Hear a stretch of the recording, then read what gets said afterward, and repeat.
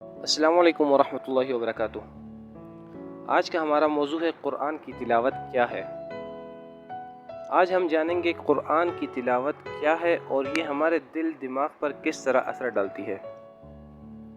ہماری main body قرآن کی تلاوت صرف عربی الفاظ کو پڑھنے کا نام نہیں، بلکہ دل کی گہرائیوں سے اللہ کے کلام کو سمجھنے، سننے اور اس پر عمل کرنے کا عمل ہے۔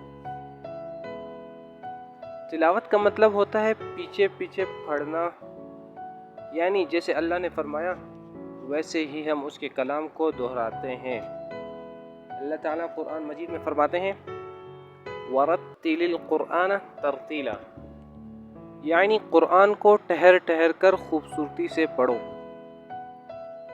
اس قرآن مجید کے ذریعے سے ہمارے دلوں کو سکون ملتا ہے، ایمان میں اضافہ ہوتا ہے اور روحانی بیماریوں کا علاج بھی ہو جاتا ہے، جسے ہم نے آج کل کے دور میں پس پشت ڈال رکھا ہے، جس پر ہم غور فکر نہیں کرتے۔ تو آئیں قرآن کی تلاوت کو صرف زبان تک محدود نہ رکھیں، بلکہ دل، آنکھوں اور عمل سے بھی کریں۔ تو آئیں آج ہم عزم کرتے ہیں کہ ہر دن کم سے کم جتنا ہو سکے ہم قرآن پاک کی تلاوت کیا کریں گے۔